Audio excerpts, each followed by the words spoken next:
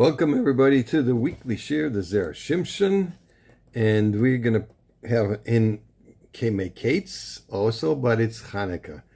And I wanted to make a mazel tov to myself and my family, and especially Shmuley and Nomi, that they had a boy. Baruch Hashem, we don't know the name yet. The bris is Be'ez Hashem next week. So they have a Chanukah boy. So this is a piece from the Zera Shimshon. It's actually Chavav, which is the Shem Havaya, right? 26. It's Chavav Kislev, Tavshin Pei Dalet. And it's Leil Chamishi, which is the night, actually Leil Shishi, which is the night before Erev Shabbos. So I'll try to do this as quickly as possible. Now, I'm just going to give a warning, ladies. This might not, you might not like what the content of this, but just hold on. It comes out really nice. Okay, be'inyan yisur malacha shenagais anashim b'Chanukah. Okay, in reference to the minhag that the women don't work when it's candle lighting. Okay, there's different minhagim. So when we say on Leil Shabbos, Eishes Chayim, we say the pasuk Tenu La, we give to her mi pri yada, from the fruits of her hand. Now this is a little difficult to understand. But the kasha hari pri yadel kfar heim shalah. First of all, whatever she does, whatever she works, it's hers. Okay, that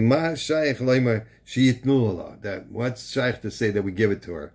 Okay, and furthermore, ma'omi pri yadel. What does it mean? Mi pri. Mem is always a miut. What do you mean? From the work of her hands. The mashma mixas meham v'loiklum. Not only a part of what she gets, and not all of it. No, what's that?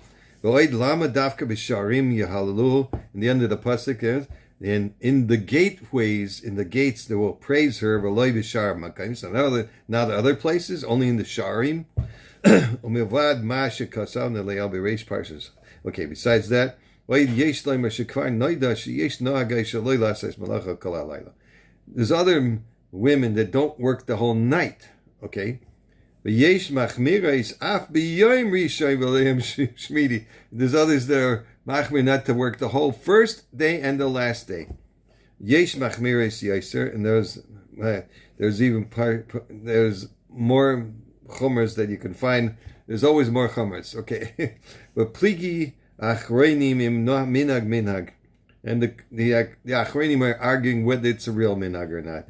Ve'im yesh lahakal lehem, if you can, and you could look in the Shulchan Aruch Taf Reish Ayin in the Magid Avram there. Okay. But you could say mitzad asura, but the husband can force her to do some work if he needs to. When he supplies her with, that's his obligation, to give mizainos to his wife, right, to support her, food and clothing, right? So it's a deraisa, guys, okay? She's not allowed to be machmer herself to cause a loss to the husband. If she wants to be machmer herself, the husband cannot just withhold the food and whatever. This is a Shulchan Aruch. I'm not saying this, I'm not chumras here. This is Siman Pei Hey. You can look it up in Shulchan Aruch. Siman Sif Tes Vav. They call Isha Shetimna Milases Malacha Mimalachas Hi Chayavis Lasaisam. Any woman that prevents or doesn't withholds from doing the jobs that she's supposed to be doing for her husband and the family, of course. Then we actually force her to do that, to do those things. And then we don't give her any food until she complies.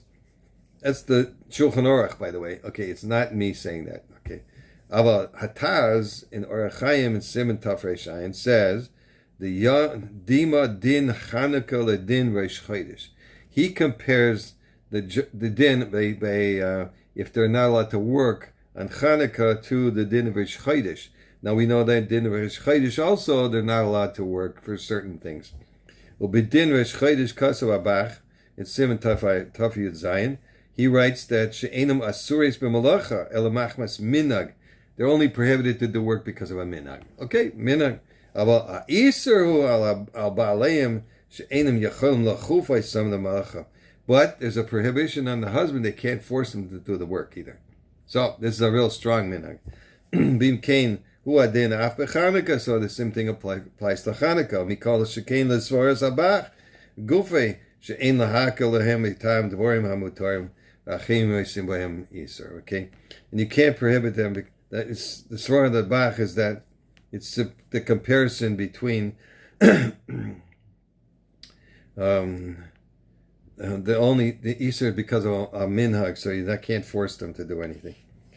Therefore, it can't be mako. Like there's a concept of dvorim hamutorim, things that are prohibited, are permitted rather, and others are noyeg bohem Isser. Don't tell them. L'chein Omar HaKasav Tenula mi priyodel. We'll go back to the pasuk then Mishlei.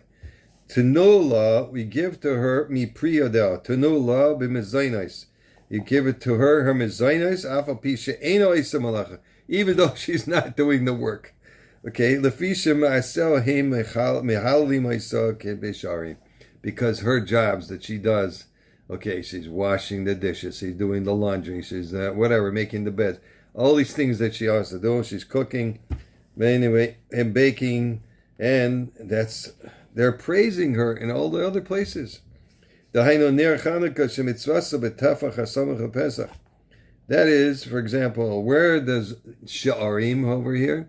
There's the gateways of the Meir Chanukah that's a mitzvah to put it on the tefach that's next to the opening of the door. Okay. Ve'ikar hanes nasa al yedei Isha. Okay, Yehudis. The fisha la yorabe einay habal yitain la mezainas chinam. It doesn't. The husband's not going to feel bad. He's not giving her food for nothing. Like the rest of the day, she's working her tuchas off. Mishum hachi omar priyadar. Therefore, it says from the fruit of her hand. But davka nakam mi priyadar v'loy mi ma'aseh yadar. It says davka from the fruit of her hand, not from the deeds of her hands. Okay, that's a diuk. Mishum the ksubas, it says in the Gemara ksubas, Amrinim mahi oisalai mishkal chamish lai biyodo. Etc. In Galil, they would weave in the old days, or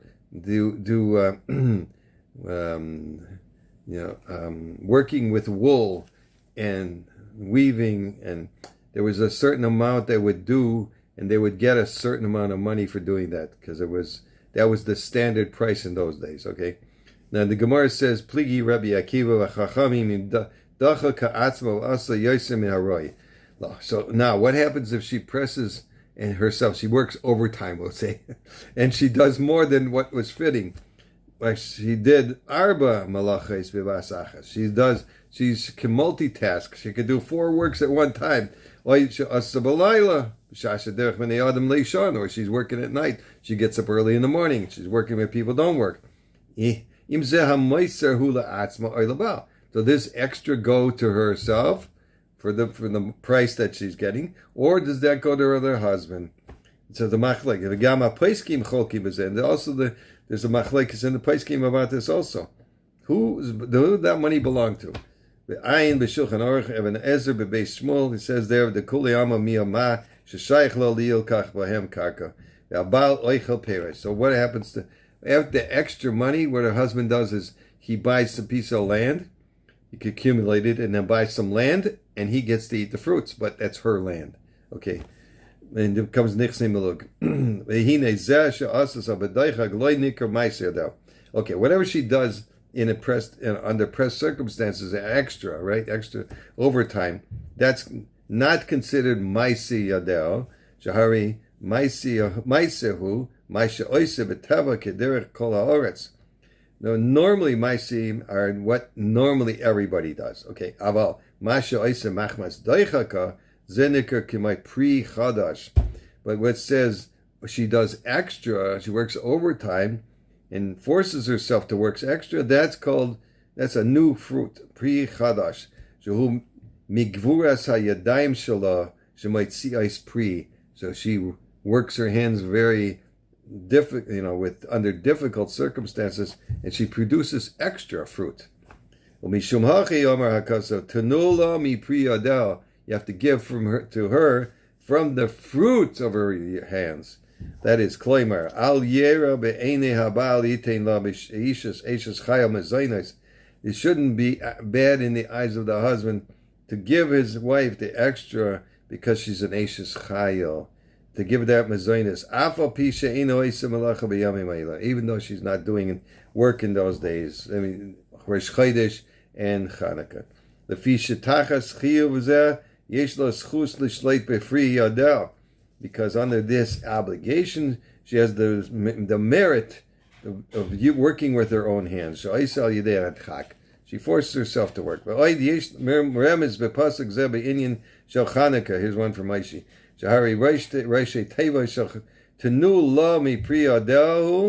Talmai.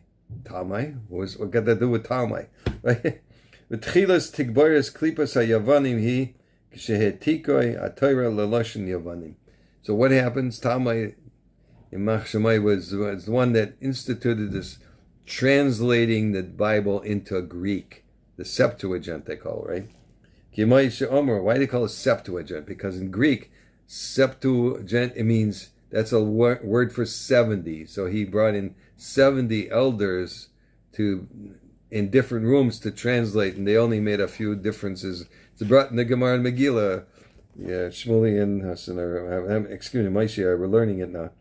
So they brought, that was his, Talmai HaMelech was the one that did that. So Amar Gemesachas Megillah, Daf Tes, you'll get to it soon. She'azhu, Haya Choshech Ba'olam Shloisha Yamim. There was darkness in the world 3 days after they finished. Misham Nisametz Koyach Tumas HaYavanim. And from there it increased the tuma, the impurity of the Greeks, ad shebo b'nei Chashmonaim initzcham, until the sons of Chashmonaim came and were victorious. Kimoisha Kosav Atzemach David Elazar shehumas al yedei Antiochus ben Atishim Shana.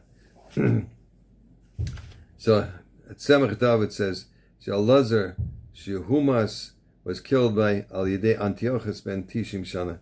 He was 90 years old. Ben Esrim Shana Kesheitiku Atayra Letama. He was 20 years old when they translated the Torah into Greek. Anyway, everyone should have a Chag Sameach, and whatever your minhag is, you could do that. Let your wives work or not work or whatever you want, or make the latkes. Okay. Have a wonderful Shabbos, Kol Tov.